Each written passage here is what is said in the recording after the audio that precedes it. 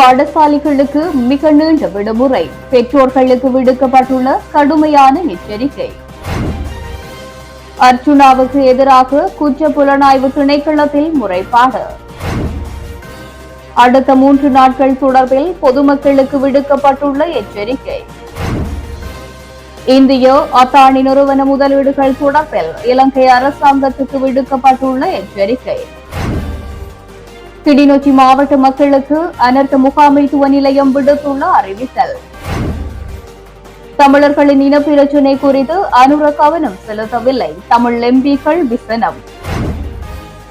மாவீரர்களை நினைவேந்த அனுர அரசு அனுமதிக்கும், அம்பாறை பணிக்குழு தலைவர் நம்பிக்கை.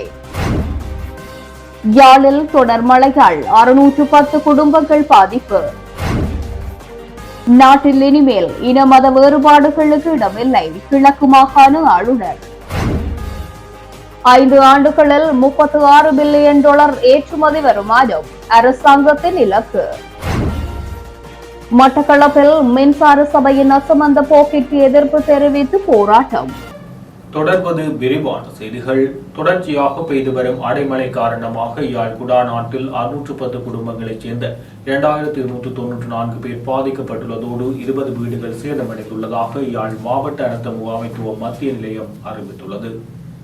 இதில் தென்மராட்சி பிரதேசத்தில் 13 குடும்பங்களை சேர்ந்த 43 பேர் மழை வெள்ளத்தால் அதிகம் பாதிக்கப்பட்டுள்ளனர்.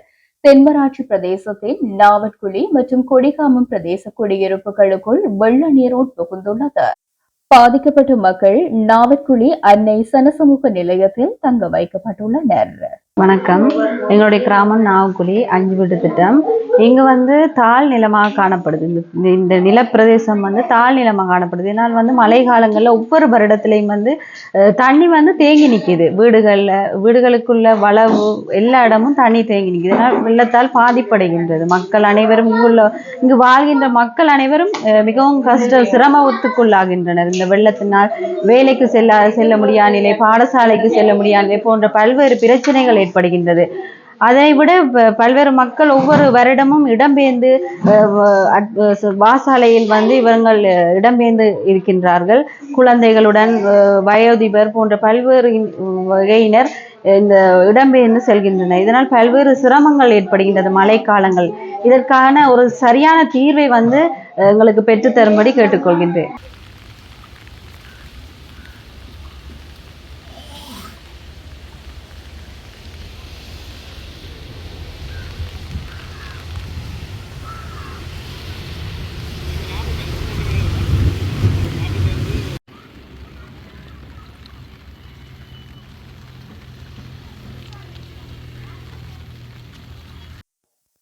இதேவேளை மழை வெள்ளத்தால் பாதிப்படைந்தவர்களுக்கு யாழில் ஸ்ரீலங்கா பொதுஜன பெரமுன கட்சியினரால் அரிசி பொதிகள் வழங்கி வைக்கப்பட்டது. யாழ்ப்பாண பிரதேச செயலகத்திற்குட்பட்ட பொம்மைவெளி கிராமத்தை சேர்ந்த வெள்ளத்தால் பாதிப்படைந்த 68 குடும்பங்களுக்கு ஸ்ரீலங்கா பொதுஜன பெரமுன கட்சியினால் அரிசி பொதிகள் இன்றைய தினம் மாலை வழங்கி வைக்கப்பட்டது. இந்நிகழ்வில் கட்சியின் யாழ் மாவட்ட பிரதான அமைப்பாளர் காசிலிங்கம் கீர்த்தநாத் மற்றும் கட்சி ஆதரவாளர்கள், பொதுமக்கள் என பலரும் கலந்து கொண்டனர். நாங்கள் இன்றைக்கு பொம்மவெளி பிரதேசத்தில் மக்கள் வெள்ளத்தால் பாதிக்கப்பட்ட மக்களுக்கு எங்களுடைய கட்சி சார்பாக ஸ்ரீலங்கா பொதுஜன பெரமுன சார்பாக சில நிவாரணப் பணிகள் செஞ்சிருந்த நாங்கள் போன முறை தேர்தலில் எங்களுடைய கட்சி யாழ்ப்பாணம் மாவட்டத்தில் கேட்டது, எங்களுடைய கொள்கைகள் மக்கள் பெருவாரியாக ஏற்றுக்கொள்ள இல்லை. ஏற்றாலும் பிரச்சனை இல்லை. நாங்கள் மக்களுக்கு தேர்தல் முடிஞ்சோன்னா நாங்கள் ஓடுறாக்கள் இல்லை. நாங்கள் மக்களோடு மக்களாக இருந்து அவர்களுக்கான அபிவிருத்தி பணிகளை நாங்கள் இதுவரைக்கும் செஞ்சினாங்க. இப்போ எங்கள்கிட்ட அரசாங்கம் இல்லை. அரசாங்கம் இல்லாட்டிக்கும் நாங்கள் மக்களோடு தான் இருக்கிறோம். நாங்கள் தேர்தலில் வெண்டாக்கள் எல்லோரும் பாராளுமன்றம் போயிட்டினோம். தேர்தலில் தோத்தாக்கள்லாம் கொழும்புக்கு போய் ட்ரிப்புகள் போயிட்டினோம். ஆனால் இன்றைக்கு 400 வேட்பாளர் ஒவ்வொரு கிராமத்திலையும் இருந்த இடத்துல இப்போ யாருமே இங்கே இல்லை. மக்கள் வெள்ளத்தால் பாதிக்கப்பட்டிருக்கிறார்கள். 600 குடும்பம் இடம்பெயர்ந்திருக்கிறார்கள். அது எல்லாத்துக்குமான நிவாரணப் படிகள் கொடுக்கணும். அரசாங்கம் இதை கொஞ்சம் பார்க்கணும். அரசாங்கத்தால் இந்த முறை மக்களால் தெரிவு செய்யப்பட்ட உறுப்பினர்கள், முக்கியமாக ஜேவிபியினர் இதுக்கான தீர்வுகளை பெற்றுக் கொடுக்கணும். இடம்பெயர்ந்த மக்களுக்கான தீர்வுகள் கொடுக்கணும். மற்றது வந்து இன்னும் 2 நாளில் வந்து காப்போத்த உயர்தர பரீட்சைகள் தொடங்குது. அதுக்கான பாடசாலை மாணவர்கள் வந்து இருக்கணும். அவைகள் வந்து பாடசாலைக்கு போகணும். வெள்ளத்தால் வந்து இதாண்டி போகணும். அவைகள் படிக்கணும். அதுக்கான ஒழுங்கல் செய்யணும். அதுக்காக நாங்கள் மாவட்ட நிர்வாகத்தையும் மாகாண நிர்வாகத்தையும் கேட்டுக்கொள்கிறோம். அந்த பிள்ளைகளுக்கான படிக்கிறதுக்கு வசதி, அந்த வெள்ளத்தில் இருக்கிற பிள்ளைகளுக்கு வந்து படிக்கிற வசதியும் அவையில் வந்து ஸ்கூலில் போகிறதுக்கு, அந்த வெள்ளத்தால் வந்து ஸ்கூல் போகிறதாவே கஷ்டமாக இருக்குது. அதுக்கான உதவியிலும் செய்ய சொல்லி இந்த சும்மா இருக்கிற இந்த மண்டபங்கள் இருக்குது, இந்த வீரசிங்கம் மண்டபம் இருக்குது, இந்த ஒவ்வொரு மண்டபங்கள் இருக்குது, அந்த மண்டபங்களை திறந்து கொடுங்க. அந்த பிள்ளைகள் வந்து இரவுலேருந்து படிக்கட்டும். ஏண்டா இந்த முறை வந்து சிலபஸும் வந்து கவர் பண்ணல. இந்த ஆசிரியரோட இந்த போராட்டங்களால் வந்து இந்த பிள்ளைகளுக்கு வந்து சிலபஸும் ஒழுங்காக முடிக்கல. இந்த பிள்ளைகள் வந்து ஒழுங்காக படிக்கவும் இல்லை. இப்போ அதோடு வந்து இப்போ மழை நேரம் வரை இருக்குது. அதனால் இந்த மண்டபங்களை ஒழுங்கு பண்ணி கொடுங்க. அதுக்கு ஏதாவது கட்டணம் இருந்தால் அதை நாங்கள் எங்கள் கட்சியால் கட்டணம் கொடுக்குறோம். அந்த பிள்ளைகளுக்கு வந்து அந்த மண்டபங்களை வீரசிங்க மண்டபமாக இருக்கட்டும், கலைவேந்தர் மண்டபமாக இருக்கட்டும், இருக்கிற எல்லா மண்டபங்களும், எல்லா இடங்களில் இருக்கிற பெரிய மண்டபங்களை நீங்கள் திறந்து கொடுங்க. அந்த பிள்ளைகள் வந்து இந்த 1 மாதம் இருந்து படிக்கட்டும். இரவில் அந்த பிள்ளைகளுக்கான வசதிகள் நாங்கள் செஞ்சு கொடுக்குறோம். அது நாங்கள் மாகாண சபை கௌரவ ஆளுநர் அவர்களுக்கும் மாவட்ட நிர்வாகத்தினருக்கும் நாங்கள் ஒரு வேண்டுகோளாக கொடுக்குறோம். நாங்கள் சேர்ந்து பிள்ளைகளுக்காக ஒர்க் பண்ணுவோம். ஏண்டா இந்த பிள்ளைகள்கிட்ட எதிர்காலம் வந்து இந்த பரீட்சையில் தான் இருக்குது. அதனால் அந்த பிள்ளைகள்கிட்ட எதிர்காலத்துக்காக நாங்கள் எல்லோரும் சேர்ந்து வேலை செய்வோம். இவ்வளோ நாளும் வந்து பிரிஞ்சு நாங்கள் தேர்தலில் நின்று நாங்கள் இனி வந்து தேர்தல் முடிஞ்சுது. இனி எல்லோரும் சேர்ந்து இந்த மக்களுக்காக உதவி செய்வோம் என்றதை கேட்டுக்கொள்கிறோம். கிளிநொச்சியில் மரபுசார் உணவு திருவிழா இன்று காலை 10 மணிக்கு ஆரம்பித்து வைக்கப்பட்டது. குறித்த நிகழ்வானது வரோட் நிறுவனத்தின் ஏற்பாட்டில் கிளிநொச்சி பசுமை பூங்கா வளாகத்தில் நடைபெற்று வருகின்றது. மரபுசார் உணவு மருந்தாகும் விருது எனும் துணிப்பொருளில் இன்றும் நாளையும் குறித்த நிகழ்வானது நடைபெற இருக்கின்றது. பாரம்பரிய உணவு தொடர்பில் விழிப்புணர்வை ஏற்படுத்துகின்ற வகையிலேயே குறித்த நிகழ்வானது ஒழுங்கமைக்கப்பட்டுள்ளது. இதன்போது பாரம்பரிய உணவுகளை உள்ளடக்கிய கண்காட்சி கூடங்கள் அமைக்கப்பட்டிருப்பதுடன் அவற்றை தயாரிக்கும் முறைகளும் உள்ளடக்கப்பட்டிருக்கின்றன. இந்நிகழ்வில் கிளிநொச்சி பொது வைத்தியசாலையின் பிரதிபலிப்பாளர் டாக்டர் தயாநிதி, கிளிநொச்சி மாவட்ட சித்த ஆதார வைத்தியசாலையின் மருத்துவ அத்தியட்சகர் டாக்டர் அரவிந்தன், கரேச்சி பிரதேச செயலக பிரதி திட்டமிடல் பணிப்பாளர், மாவட்ட மகளிர் அபிவிருத்தி உத்தியோகத்தர்கள், வரோட் நிறுவன பணியாளர்கள், பொதுமக்கள் உள்ளிட்ட பலரும் கலந்து கொண்டிருந்தனர். இலங்கையில் உள்ள பாடசாலைகளுக்கு மிக நீண்ட விடுமுறை வழங்கப்பட்டுள்ளதால் விடுமுறை காலத்தில் பிள்ளைகள் தொடர்பில் மிகுந்த கவனம் செலுத்த வேண்டும் என சுகாதாரத்துறையினர் பெற்றோர்களுக்கு எச்சரிக்கை விடுத்துள்ளனர். அரசு மற்றும் அரசு அங்கீகாரம் பெற்ற தனியார் பாடசாலைகள் அனைத்திற்கும் இன்று முதல் விடுமுறை வழங்கப்படுகின்றது. அனைத்து பாடசாலைகளினதும் 3ஆம் தவணையின் 1ஆம் கட்ட கற்றல் நடவடிக்கைகள் இன்றுடன் நிறைவு பெறுவதுடன் 3ஆம் தவணையின் 2ஆம் கட்ட கற்றல் நடவடிக்கைகள் எதிர்வரும் ஜனவரி மாதம் 2ஆம் தேதி ஆரம்பமாகும். இதன்படி எதிர்வரும் ஜனவரி மாதம் 2ஆம் தேதியே பாடசாலைகள் கல்வி நடவடிக்கைகளுக்காக மீள திறக்கப்படும். இவ்வாறான சந்தர்ப்பத்தில் பல பிள்ளைகள் விடுமுறை நாட்களில் வீடுகளுக்குள்ளேயே முடங்கி கிடக்கின்றார்கள். மேலும் டிஜிட்டல் திரைகளின் பயன்பாட்டுக்கு அடிமையாகியுள்ளனர். இதனால் உளவியல் சமூக சூழலை இழந்து பிள்ளைகள் மன உளைச்சலுக்கு ஆளாகும் அபாயம் உள்ளதாக சுகாதாரத்துறையினர் சுட்டிக்காட்டுகின்றனர். கவலை, மனச்சோர்வு மற்றும் தூக்கமின்மைக்கு சிகிச்சை பெறும் மின்னணு திரைகளுக்கு அடிமையான குழந்தைகளின் எண்ணிக்கையும் அதிகரித்துள்ளது. மேலும் பல பிள்ளைகள் தவறான இணையதள பாவனையில் ஈடுபடுவதாகவும் கூறப்படுகின்றது. எனவே பிள்ளைகள் மீதான தங்கள் பொறுப்பு குறித்து பெற்றோர்கள் அதிக கவனத்துடன் இருக்க வேண்டும் என்று சுகாதார திணைக்களம் கடுமையாக எச்சரித்துள்ளது. பாராளுமன்ற உறுப்பினர் ராமநாதன் அர்ஜுனாவுக்கு எதிராக குற்றப்புலனாய்வு திணைக்களத்தில் முறைப்பாடு ஒன்று பதிவு செய்யப்பட்டுள்ளது. குறித்த முறைப்பாடானது இன்றைய தினம் சமூக செயற்பாட்டாளர் LMAG அதிகாரி என்பவரினால் பதிவு செய்யப்பட்டுள்ளது. நேற்றைய நாடாளுமன்ற அமர்வில் அவர் வெளியிட்டு முகப்புத்தக நேரலை தொடர்பில் இந்த முறைப்பாடு பதிவு செய்யப்பட்டுள்ளது. குறித்த காணொலியில் விடுதலை புலிகளின் தலைவர் வேலுப்பிள்ளை பிரபாகரன் தொடர்பான கருத்தை தெரிவித்ததாகவும் அது தொடர்பாகவே வழக்கு பதிவு செய்யப்பட்டுள்ளதாகவும் அவர் கூறியுள்ளார். அடுத்த 3 நாட்களில் நாட்டின் வானிலையில் ஏற்படும் மாற்றங்கள் குறித்து வளிமண்டலவியல் திணைக்களம் பொதுமக்களுக்கு எச்சரிக்கை விடுத்துள்ளது. நவம்பர் 23ஆம் தேதியளவில் தென்கிழக்கு வங்காள விரிகுடா கடற்பரப்பு கிழக்கு மேலாக ஒரு குறைந்த அழுத்த பிரதேசம் விருத்தியடையக்கூடிய சாத்தியம் காணப்படுவதாக வளிமண்டலவியல் திணைக்களம் எதிர்ப்பு கூறியுள்ளது. அதன்பின் அடுத்த 2 நாட்களில் அது தென்மேற்கு வங்காள விரிகுடா கடற்பரப்பு கிழக்கு மேலாக ஒரு தாளமுக்கமாக வலுவடையக்கூடிய சாத்தியம் காணப்படுகின்றது எனவும் திணைக்களம் தெரிவித்துள்ளது. அத்தொகுதி மேலும் வலுவடைந்து இலங்கையின் கிழக்கு கரையை நோக்கி நகரக்கூடிய சாத்தியம் காணப்படுவதாகவும் திணைக்களம் குறிப்பிட்டுள்ளது. இவ்விடயம் தொடர்பாக விடுவிக்கப்படும் எச்சரிக்கைகள் குறித்து பொதுமக்கள் கவனம் செலுத்துமாறு கேட்டுக் கொள்ளப்பட்டுள்ளது. வடக்கு, வடமத்திய மற்றும் கிழக்கு மாகாணங்களிலும் மாத்தளை மாவட்டத்திலும் அவ்வப்போது மழையோ அல்லது இடியுடன் கூடிய மழையோ பெய்யக்கூடிய சாத்தியம் காணப்படுகின்றது. நாட்டின் ஏனைய பிரதேசங்களில் பல இடங்களில் மாலையில் அல்லது இரவில் மழையோ அல்லது இடியுடன் கூடிய மழையோ பெய்யக்கூடிய சாத்தியம் காணப்படுகின்றது.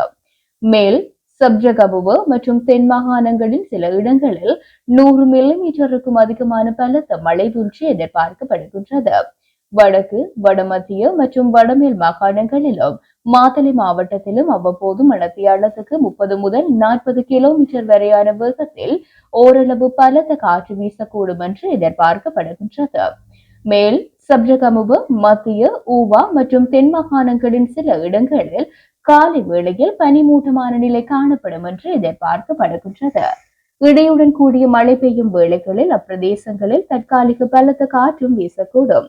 மின்னல் தாக்குகளினால் ஏற்படக்கூடிய பாதிப்புகளை குறைத்துக் கொள்ள தேவையான முன்னெச்சரிக்கை நடவடிக்கைகளை எடுத்துக் கொள்ளுமாறு பொதுமக்கள் அறிவுறுத்தப்படுகின்றார்கள். அமெரிக்காவின் குற்றச்சாட்டை தொடர்ந்து இந்திய அதானி நிறுவனத்துடனான அதிகார ஒப்பந்தங்கள் குறித்து இலங்கை விழிப்புணர்வுடன் இருக்க வேண்டும் என நிபுணர்கள் வலியுறுத்தியுள்ளனர். தேர்தலின் பின்னர் அதானியின் ஒப்பந்தத்தை மீள் பரிசீலனை செய்வதாக ஜனாதிபதி அனுரகுமார திசாநாயக்கவின் அரசாங்கம் முன்னர் கூறியிருந்த நிலையிலேயே இந்த வலியுறுத்தல் விடுக்கப்பட்டுள்ளதாக செய்தி வெளியாகியுள்ளது. நியூயார்க்கில் உள்ள சட்டத்தரணிகள் கௌதம் அதானி மற்றும் 7 பேர் மீது பல மோசடி குற்றச்சாட்டுகள் சுமத்தியுள்ளனர். இந்நிலையில் கொழும்பை தளமாக கொண்டு சிந்தனை குழுவான வெரிட்டே ரிசர்ச்சின் நிறைவேற்று பணிப்பாளர் நிசாந்தி மெல் இது தொடர்பில் கருத்துக்களை பகிர்ந்துள்ளார். இலங்கையில் கணிசமான ஊழல் சம்பவங்கள் அடிக்கடி இடம்பெற்றுள்ளன. ஸ்ரீலங்கன் ஏர்லைன்ஸ் ஏர்பஸ் நிறுவனத்திடம் இருந்து விமானம் வாங்கியதில் லஞ்சம் பெற்றதாக கூறப்படும் குற்றச்சாட்டுகள் சில ஆண்டுகளுக்கு முன்னர் ஐக்கிய ராஜ்யத்தை தளமாக கொண்டு விசாரணையில் வெளிவந்தது மற்றும் உள்ளூர் அரசியல்வாதிகள் மற்றும் வணிகர்களின் பெயர்களை வெளியிட்டு பண்டோரா அறிக்கைகள் என்பவற்றை அவர் சுட்டிக்காட்டியுள்ளார். எனவே இலங்கை ஊழலுக்கு எதிரான அதன் முயற்சிகளை இரட்டிப்பாக்குவது மிகவும் முக்கியமானது. ஊழல் பேரங்களில் இருந்து நாட்டை பாதுகாப்பது முக்கியமானது என்று அவர் குறிப்பிட்டுள்ளார். இலங்கையின் வடக்கே மன்னார் மற்றும் பூநகரியில் காற்றாலை மின் திட்டத்தில் அதானி கிரீன் எனர்ஜி $442 மில்லியன் முதலீடு செய்கின்றது. முன்னாள் ஜனாதிபதி கோட்டாபய ராஜபக்ஷ அரசாங்கம் இதற்கான ஒப்புதலை 2022 வழங்கியதிலிருந்து இந்த திட்டம் சர்ச்சைக்குரியதாகவே இருந்து வருகின்றது. கேள்வி பத்திரங்களுக்கு திறந்த அழைப்பு இல்லாத நிலையில் பின்கதவு நுழைவு என்று பிரதான எதிர்க்கட்சியும் அதானி நிறுவனத்தின் மீது குற்றம் சுமத்தியிருந்தது. இதேவேளை இந்த நிறுவனத்தின் மீதான அமெரிக்க குற்றச்சாட்டு இலங்கையில் திட்டத்தை மறுஆய்வு செய்வதற்கான தேசிய மக்கள் சக்தியின் வாதத்தை இப்போது பலப்படுத்துகின்றது என்ற கருத்தையும் கொழும்பை தளமாக கொண்டு பொருளாதாரத்துறை இணையத்தை கோடிட்டு செய்தி வெளியிடப்பட்டுள்ளது. தற்போதைய அரசாங்கம் சிங்கள பௌத்த தேசத்தின் ஒற்றை ஆட்சிக்கான திசை காட்டியே தவிர தமிழர் தேசத்துக்கான திசை காட்டி அல்ல என சமூக நீதிக்கான செயற்பாட்டாளரும் அரசியல் கைதிகளை விடுதலை செய்வதற்கான தேசிய அமைப்பின் இணைப்பாளருமான அருத்துந்தை மா சக்திவேல் தெரிவித்துள்ளார். அவரால் நேற்று வெளியிடப்பட்டுள்ள ஊடக அறிக்கையில் இவ்வாறு தெரிவிக்கப்பட்டுள்ளது. குறித்த அறிக்கையில் மேலும் தெரிவிக்கப்பட்டுள்ளதாவது: வடக்கு கிழக்கு இணைந்த தமிழர் தாயகம் அதன் தேசியம், சுயநிர்ணய உரிமை, சமஷ்டி தீர்வு எனும் தமிழர் அரசியல் மைய கருத்தியலை 2009ஆம் ஆண்டுக்கு பின்னரும் சைனட் குப்பி போல் நெஞ்சில் மனதில் சுமந்து அரசியல் வாழ்வை தமதாக்கிக் கொண்டோருக்கு தேர்தல் முடிவுகள் முள்ளிவாய்க்கால் வலியை கொடுத்துள்ளது.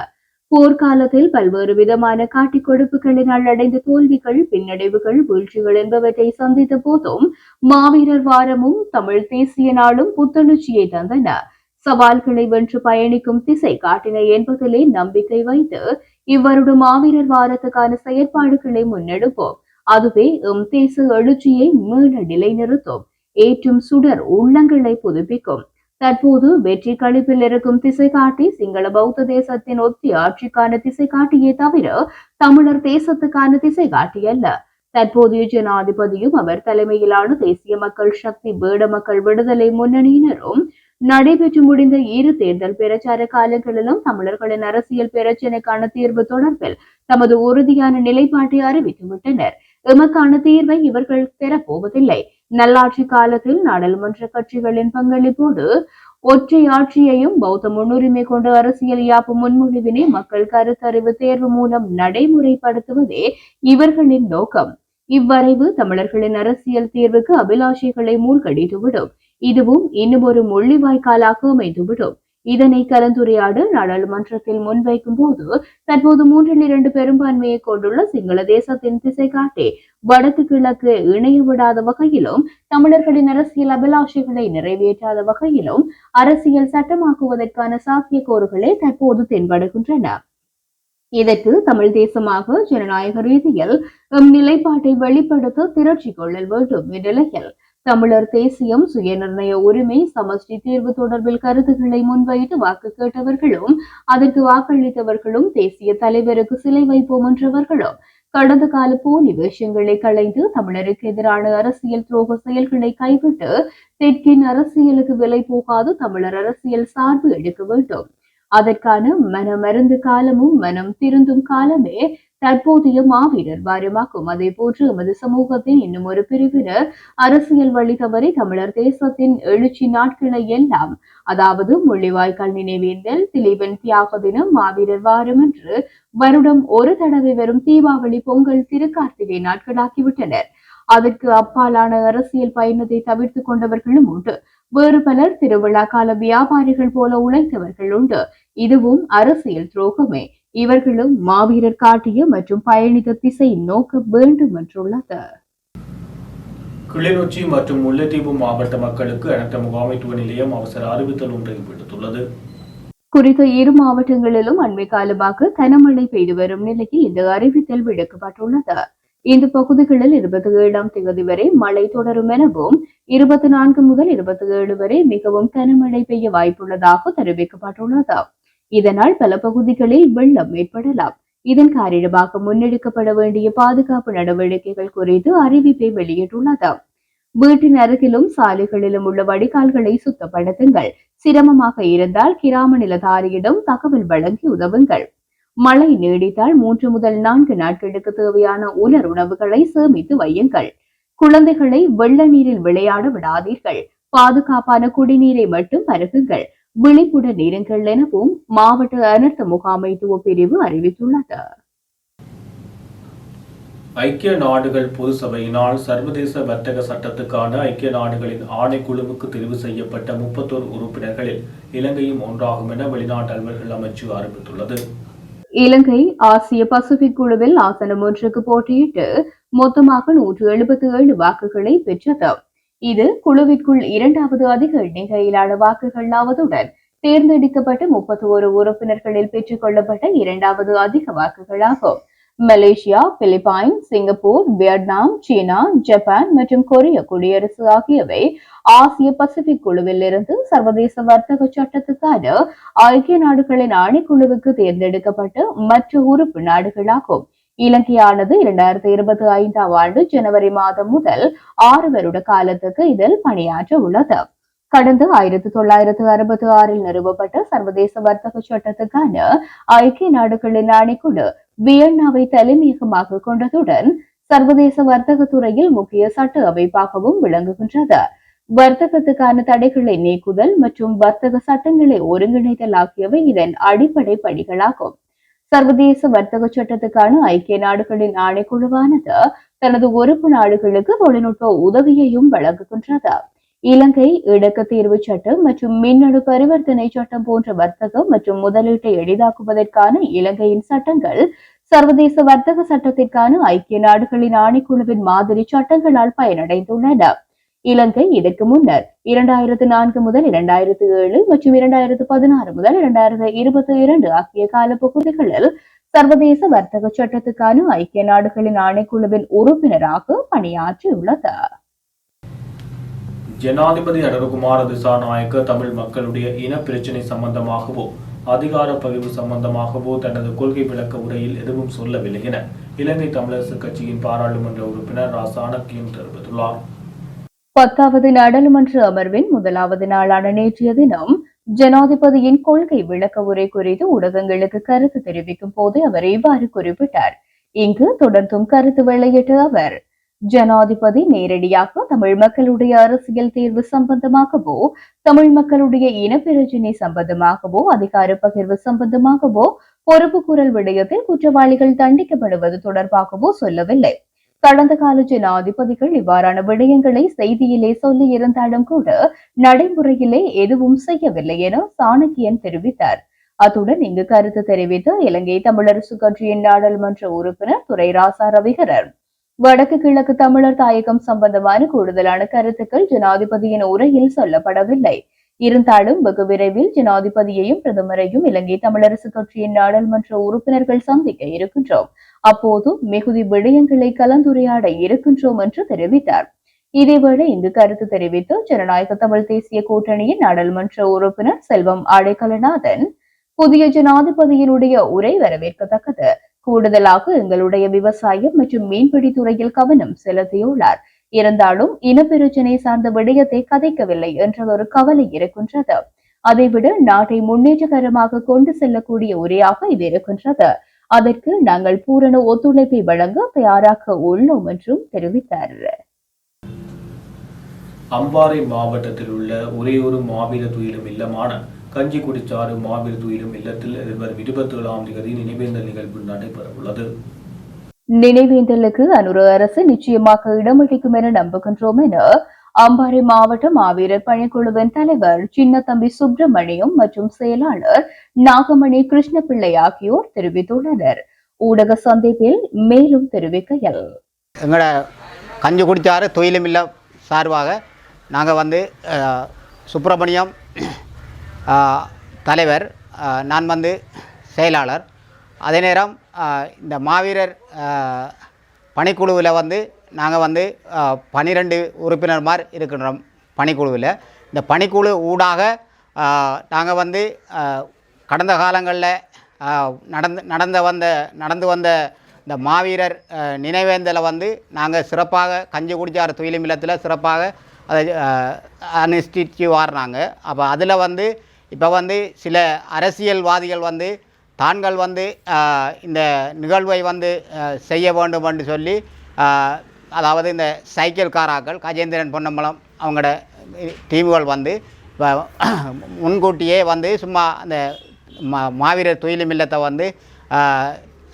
நாங்கள் வளமையாக இந்த மாவீரர் பெற்றோர் மாவீரர் உறவுகள் செய்து கொண்டு வர மாவீரர் துயிலும் இல்லத்தை குழப்பம் செய்து கொண்டு போன வருடமும் கூட ஒரு நபரை வைத்து, இந்த பிறவாகின்ற ஒரு நபரை வைத்து இந்த மாவீரர் துயிலும் இல்லத்தை வளர்ச்சி வேலியை போட்டதால் நீதிமன்றத்துக்கு எல்லாம் செல்ல வேண்டிய குழப்பத்துகளை ஏற்படுத்தினவங்க.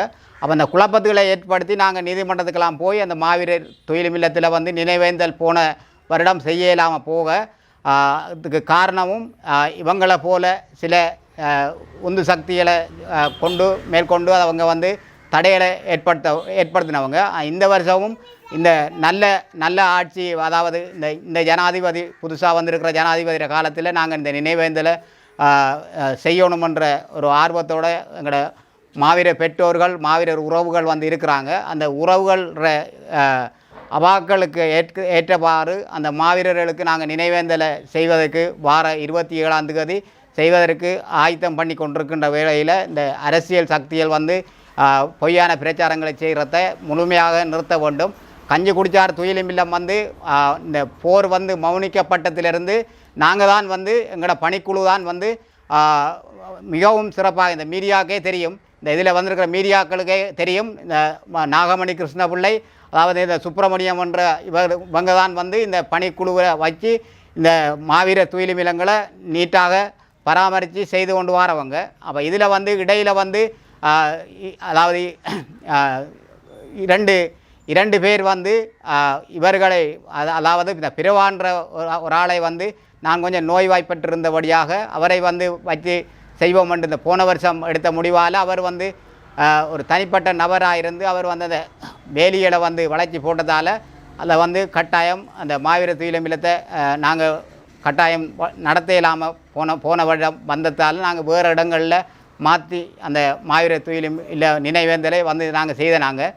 அதை கூட நாங்கள் நிறுத்தாமல் அந்த நினைவேந்தலை நாங்கள் செய்த வேளையில் இப்பொழுதும் வந்து அந்த மாவீர துயிலும் இல்லத்துக்கு எவருமே உரிமை கொண்டாட முடியாது, எந்த ஒரு அரசியல்வாதியும் உரிமை கொண்டாட முடியாது. இந்த மாவீரர் பணிக்குழு இருக்கிறது அம்பாறையில், அதாவது காடாக கிடக்கும் போதே நாங்கள் டோசரை போட்டு தள்ளி அந்த பிரச்சனை காலத்திலே ஆமி வந்து போக்கூடாண்டு மறைச்ச காலத்திலே நாங்கள் வந்து கட்டாயம் அந்த நிகழ்வை செய்ய வேண்டும் என்ற உறுதிப்பாடோடு அவங்களோட சில வாக்குவாதங்கள் பட்டு கூட நாங்கள் இந்த மீடியாவுக்கு தெரியும் வாக்குவாதப்பட்டு கூட நாங்கள் போய் அந்த நிகழ்வை ஒழுங்காக நேராக நிவர்த்தியாக அந்த நிகழ்வுகளை செய்த நாங்கள் அதே அந்த மாவீரரை பெற்ற பெற்றோர் தான் இந்த மணியப்பா வந்து 2 மாவீரர்களின் தகப்பன், 2 பிள்ளைகளை இழந்தவர். அவர்தான் இங்கு தலைவராக இருக்கிறார்.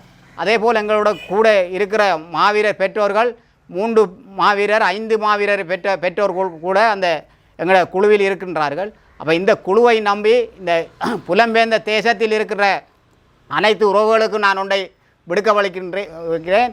இங்கே வந்து இந்த மாவீரர்களை வைத்து உழைப்புக்காக சில சக்திகள் வந்து மாவீரர்களை காட்டி பணங்களை பெறுவதற்காக ஈடுபட்டு கொண்டிருக்கிறார்கள். அதுகளெல்லாம் இந்த புலம்பெயர்ந்த மக்கள் வந்து நிறுத்த வேண்டும். நிறுத்தி உண்மையாக இங்கு யார் இதை செய்கிறார்கள் என்று பார்த்து அவங்களுக்கு அந்த உதவிகளை அனுப்பி அந்த நிகழ்வை வந்து மிகவும் சிறப்பாக செய்வதற்கு உதவி பெற வேண்டும். அதே நேரம் இங்கு உள்ள பெரிய பெரிய வர்த்தகர்மார் அவங்கெல்லாம் உதவி செய்யணுமென்றால் மாவீரர் பணிக்குழு ஒன்று இங்கே நாங்கள் திருக்கோயிலில் இருக்கின்றோம். நான் வேணுமென்னா இவங்கள்ட்ட இந்த ஃபோன் நம்பரை கூட கொடுக்குறேன். அந்த ஃபோன் நம்பருக்கு தொடர்பு எடுத்து நீங்கள் உதவிகள் செய்யலாம். நாட்டில் இனிமேல் இன மத வேறுபாடுகளுக்கு இடமில்லை, நாம் எல்லோரும் இளைஞர் மட்டும்தான். நடந்து முடிந்த பாராளுமன்ற பொதுத் தேர்தலில் தமிழர்கள் முஸ்லிம்கள் எல்லோரும் ஒற்றுமையாக வாக்களித்து வெற்றியடைய வைத்துள்ளனர் என கிழக்கு மாகாண ஆளுநர் பேராசிரியர் ஜெயந்தலால் ரத்னசேகர தெரிவித்துள்ளார். மட்டக்களப்பில் வெள்ளிக்கிழமை இடம்பெற்ற நிகழ்வு ஒன்றில் கலந்து கொண்டு அவர் இவ்வாறு கருத்து தெரிவித்துள்ளார். இதன்போது அவர் மேலும் தெரிவிக்கையில், தமிழரது பகுதிகளில் எனக்கு தமிழில் கதைப்பதற்கு விருப்பம். திருமலையில் கடந்த 35 வருடங்களுக்கு முன் தமிழர்களுடன் இணைந்து வாழ்ந்து வந்தோம். தற்போது மாகாண ஆளுநர் அலுவலகத்தில் அதிகமான நேரங்களில் தமிழில்தான் கடமைகளை முன்னெடுத்து வருகின்றேன். நேற்றைய தினம் வியாழக்கிழமை ஜனாதிபதி பாராளுமன்றத்தில் ஆற்றிய உரையில், நாட்டில் இனிமேல் இன மத வேறுபாடுகளுக்கு இடமில்லை என்றும் இனிமேல் நாம் எல்லோரும் இலங்கையர் மட்டும்தான். நடந்து முடிந்த பாராளுமன்ற பொது தேர்தலில் தமிழர்கள் முஸ்லிம்கள் எல்லோரும் ஒற்றுமையாக வாக்களித்து வெற்றியடைய வைத்துள்ளார்கள் என தெரிவிக்கப்பட்டுள்ளது. இனி நமது எல்லோருக்கும் ஒரே நாடு இலங்கை என்ற அடையாளம் தான். எனவே கிழக்கு மாகாணத்தை கட்டியெழுப்ப அனைவரது ஒத்துழைப்பையும் நான் வேண்டி நிற்கின்றேன். தமது மாகாணத்தில் சகல மக்களும் ஒற்றுமையாக இருந்து பணியாற்ற ஆதரவினை வேண்டி நிற்கின்றேன் என்றும் அவர் மேலும் குறிப்பிட்டுள்ளார். மட்டக்களப்பு வாகரை பகுதியில் மின்சார சபையின் அசமந்த போக்குக்கு எதிர்ப்பு தெரிவித்து பிரதேச செயலகத்துக்கு முன்பாக போராட்டம் ஒன்று முன்னெடுக்கப்பட்டது. குறித்த போராட்டமானது இன்றைய தினம் முன்னெடுக்கப்பட்டுள்ளது.